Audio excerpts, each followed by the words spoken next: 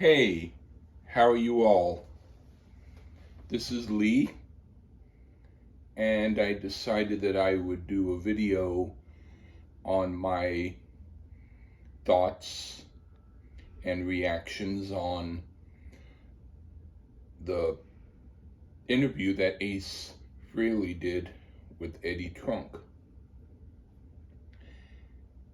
At first, I had seen a post with some notes that someone who I know who's a cool guy named Chris Zinzak had written about, and he mentioned details. And then when I heard the interview, I realized he was very accurate and on point with what he said. And I was surprised at how Ace sounded. At first, the interview started relatively normal for him. Eddie asked him some stuff and he responded, and they talked for a while about things, and then Eddie then brought up things about the last show or things like that. And let's say, to get to the point of this, Ace mentioned that he had not heard the Howard Stern interview with Kiss, but that he had heard that Paul had mentioned the name Piss in conjunction with if they played with Ace and Peter again, that they would have to maybe call themselves Piss if they sounded like that with them, which was in context with the Rock and Roll Hall of Fame. Like, if we went on stage and people were confused because it looked like Kiss, but it sounded like that, then we maybe should call ourselves Piss.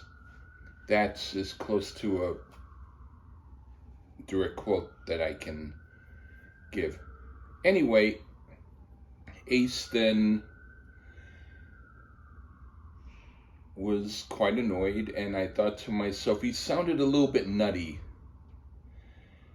It sounded as though maybe in the past he might have wanted to say some things about Paul or Gene or the group, and that he decided now that once he started to say something, he was going to continue. And he did it in a way that reminded me of when his ex-girlfriend Rachel Gordon did interviews, and she said that Ace had told her stuff about Gene or Paul, and that well, she mentioned details. I won't necessarily get into the details except to say you can watch some interviews with Rachel Gordon where she talks about things if you want to know. But I will say that the stuff that she said was pretty intense. And she mentioned stuff about Paul, and well, I'll say that she mentioned stuff about Paul and his sister. And then later on, in other interviews and stuff, Paul's sister Julia Eisen did visit Rachel Gordon. So the idea that Rachel might be considered a flake and nutty, well, why would Julia Eisen, who's Paul Stanley's sister, then visit her and give her take on some stuff. And if she was a flake, if Rachel was a flake, then why would Ace sound the way he did in Eddie Trunk's interview, which had the same tone as the stuff that she said?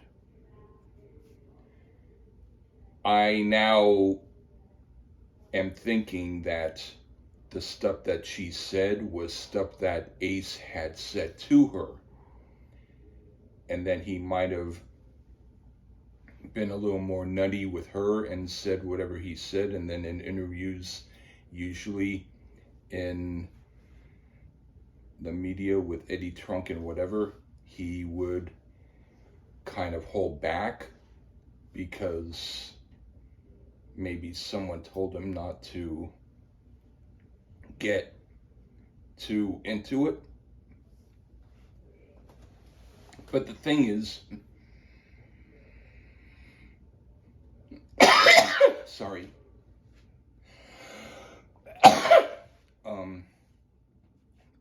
I feel that Ace is a bit out there. I feel that he was with Rachel Gordon for about, a long time. And then when he decided that he had enough of her, he decided to go with whoever he is with now, who I don't know much about the lady he's with now. She's supposedly a very respectable person, and I have nothing against her. I don't know anything about her. But what I will say is that Ace seems, from my gathering or my own idea, it seems like he'll be with someone for a certain amount of time, and then he might go off then to be with someone else later, which is fine.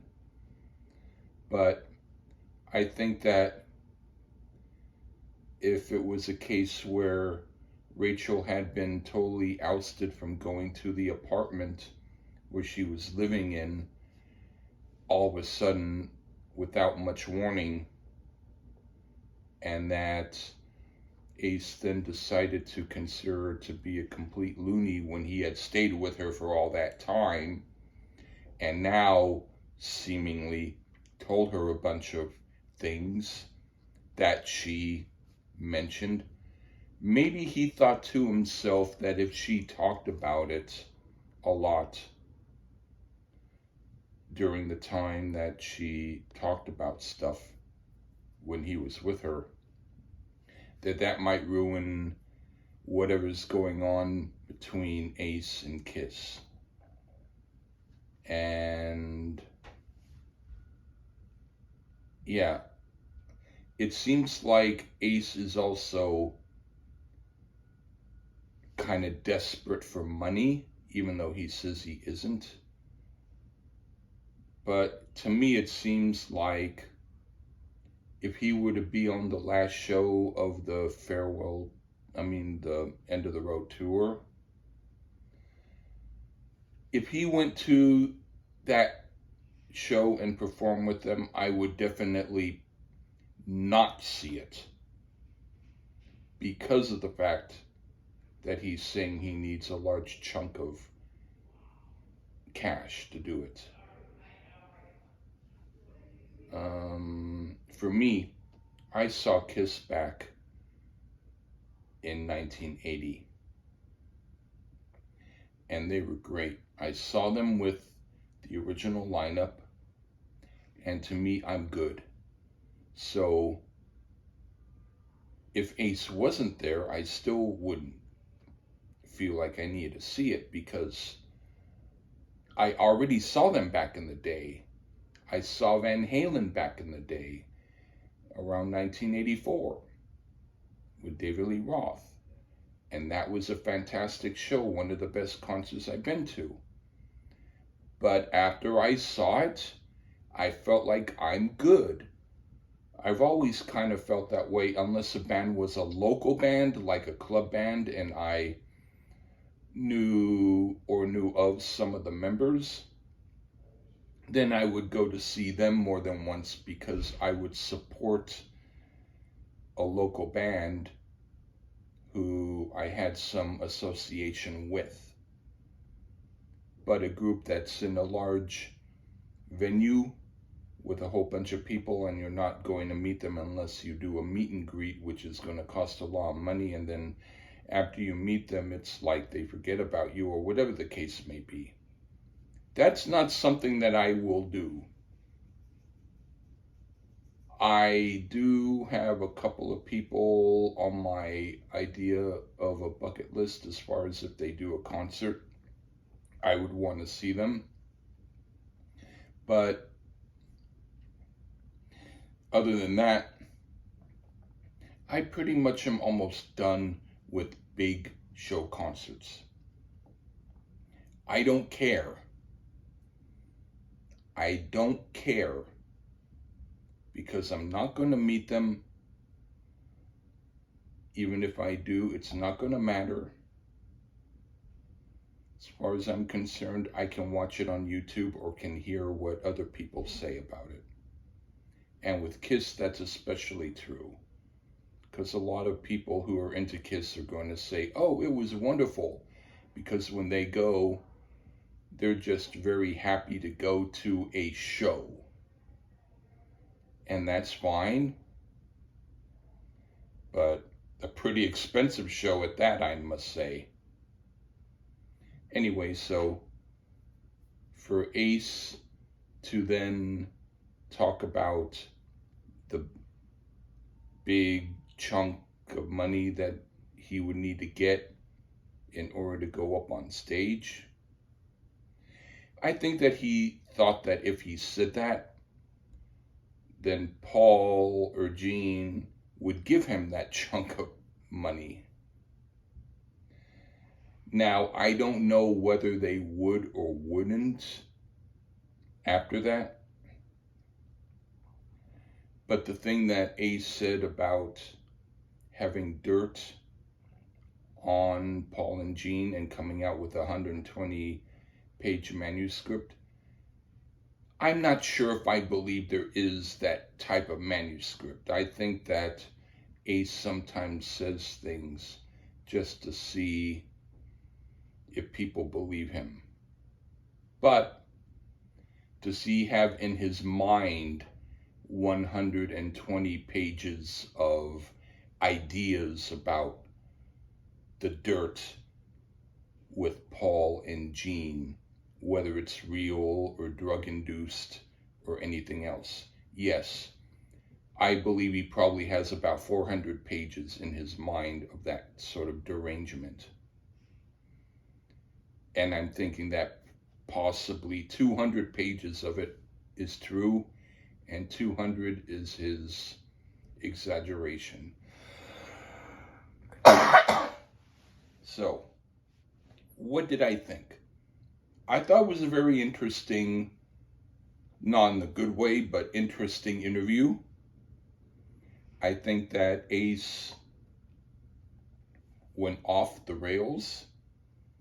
I think he's angry because as long as Kiss was still an entity as far as touring, even if they weren't inviting him, he thought it might be like some sort of drug or life support system for him as far as some sort of name recognition. People would be saying, hey, Ace, why aren't you in the shows? And it gives him something to talk about, and it gives the fans something to talk about. But once Kiss stops regular touring, then there's not going to be that conversation anymore, and Ace will not be asked, why aren't you performing with them? Because it won't be happening. So I think that he does dig the accolades and he likes the publicity. From what I've heard, he's not necessarily always too cool with fans on meet and greets. He's sort of blasé, but hey, if you want to meet a blasé guy and spend a lot of money to meet him, hey, that's your trip, not at all my trip. I don't go down that path. I don't sail those seas. But anyway, do I think that Paul is going to give an apology to Ace? No. I think he might think about it for a moment, and his thought is, should I apologize to Ace? Nah. Do I think it's going to affect the way that they interact with each other? Maybe. I don't know. Maybe if Paul and Ace see each other on the street, there might be a quick conversation of, hey, why did you say that about me? Well, I don't think it's going to be a tremendous feud, but I do think it's going to be at least maybe some anger on both sides. Do I think that the stuff that Ace has to say about Paul is true, Regine? I think probably at least 75% of it is. And that maybe 15% is imagination. Whose side am I on? I'm on none. I think that they all have some good points and some bad points. I'm not going to be thinking that any of them have any points in their favor as far as who I consider to be the best member. Do I think people should go to the last show? I'm at the point where I think that unless you haven't seen Kiss before ever, and it's your first time and you get a chance to, I say skip it. I say let Kiss know that you are no longer interested in them in order to change their perspective, because they have a perspective of now they're higher than everybody in a way that I think is weird. And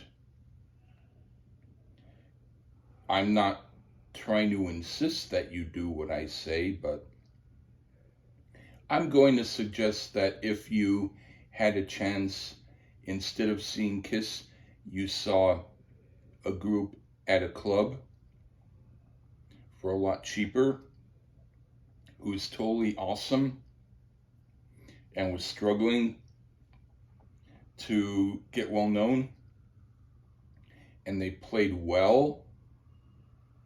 And there's also a chance to maybe meet them after the show at the merch table and to get merchandise that would be way less expensive than the stuff that you would get at the Kiss show.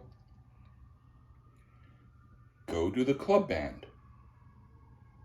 I do support the club bands. I am not against big name people doing shows and concerts.